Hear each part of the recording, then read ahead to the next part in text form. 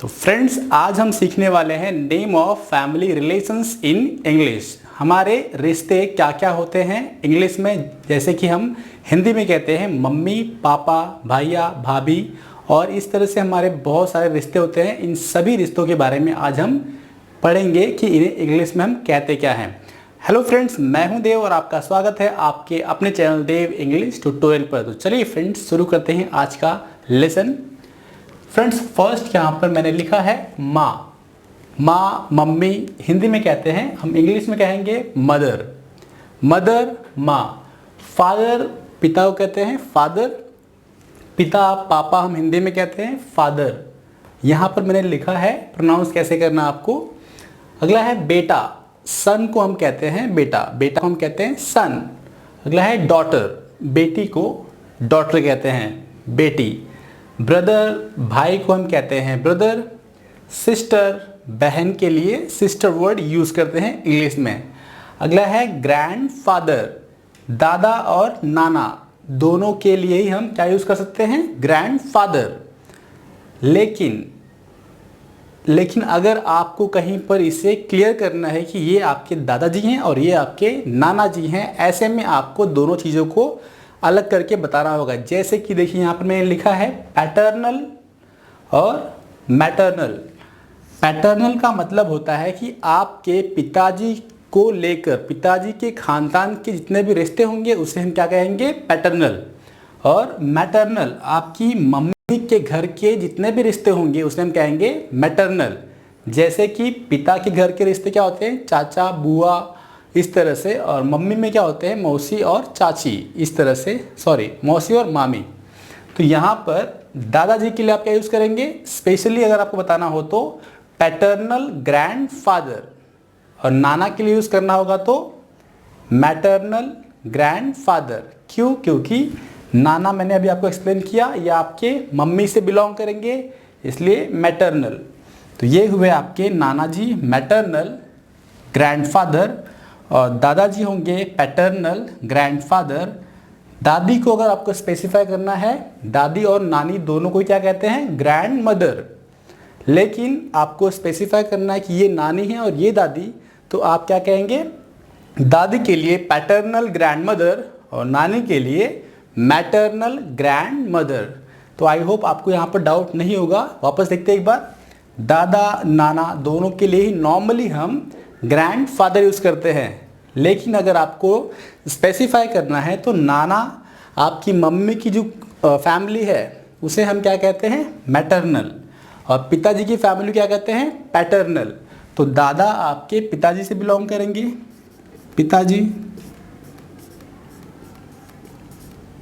तो ये हो गया आपके पैटर्नल। दादी भी हो गई आपकी पैटर्नल, क्योंकि ये भी कहाँ से बिलोंग कर रही है, पिताजी। तो ये पैटर्नल। और आपकी मम्मी कहाँ से बिलोंग करती हैं, आपके नाना से। तो ये मम्मी की फैमिली क्या होगी, मैटरनल। तो नाना क्या हो गए, मम्मी से बिलोंग करते हैं, इसलिए ये होंगे मैटरनल ग्रैंडफादर। और नानी भी क्या होंगी, मम्मी से बिलोंग करती हैं, इसलिए मैटरनल ग्रैंड मदर। आगे देखते हैं सौतेली माँ।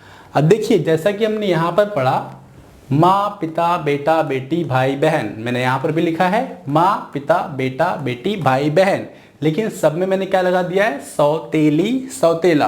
तो सौतेला मतलब होता है इंग्लिश में स्टेप। क्या होता है, स्टेप।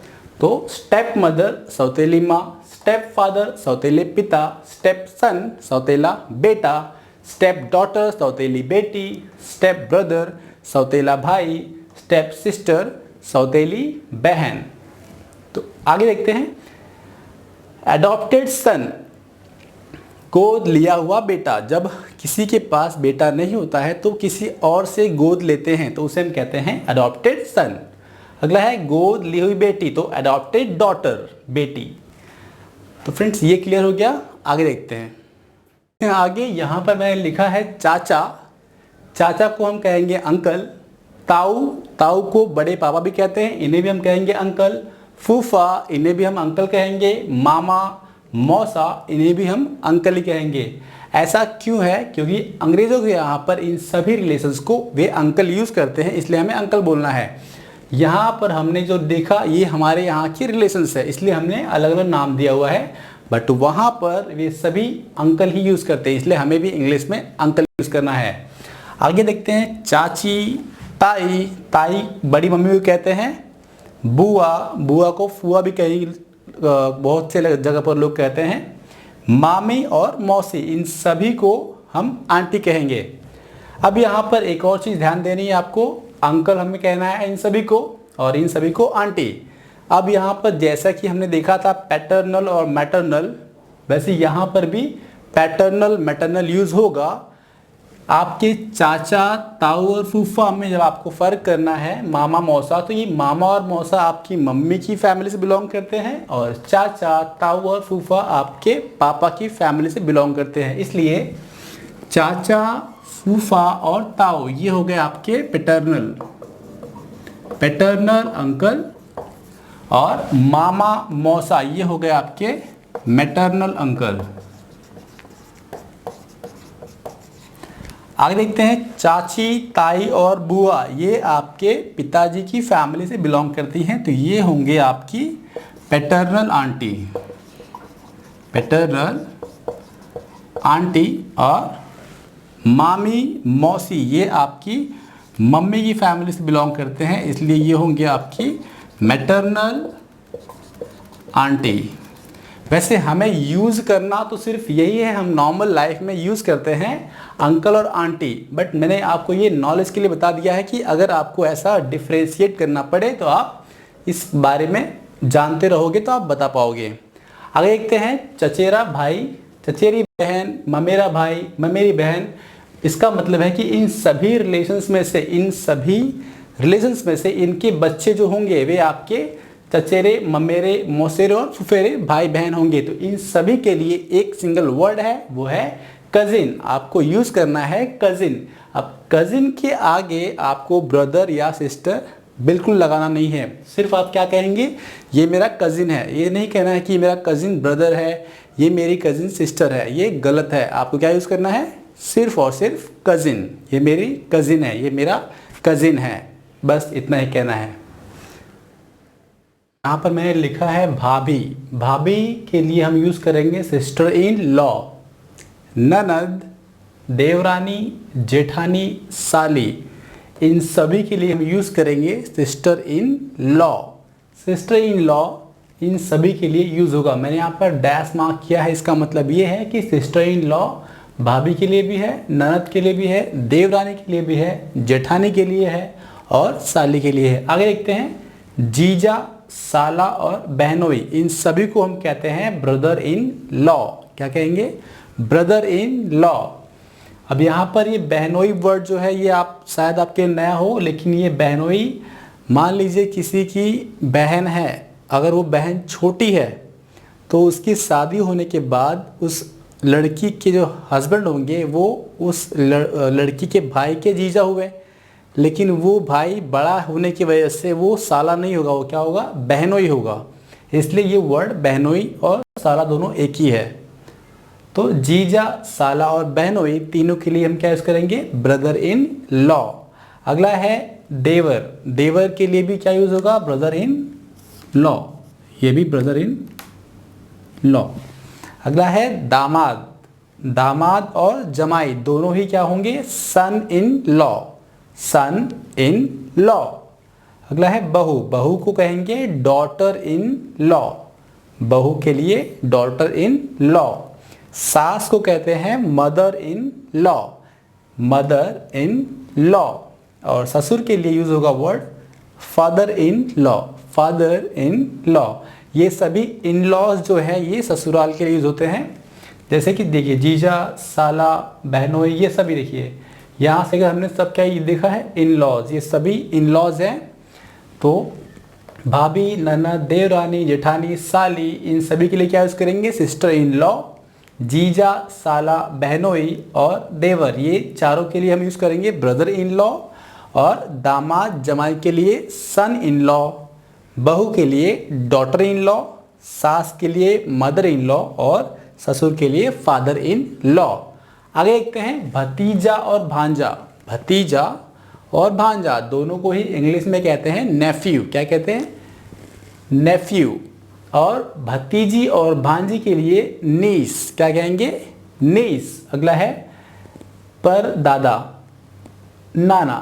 परदादा और पर नाना, इसका मतलब है कि आपके दादाजी के जो पिताजी होंगे, दादाजी के पिताजी, उनको हम कहते हैं परदादा। और दादा और नाना जी के जो पिताजी होंगे उन्हें क्या कहेंगे? पर नाना। परदादा और पर नाना। तो ये दोनों ही के लिए क्या यूज करेंगे हम? Great grand father. Great grand father. दादाजी के पिताजी परदादा, नाना जी के पिताजी परनाना। दोनों के लिए क्या यूज करेंगे? Great grand father.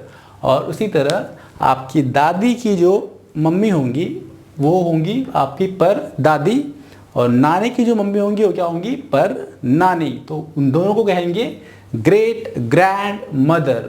Great grand mother. अगला है पोता। पोता को कहते हैं ग्रैंड सन।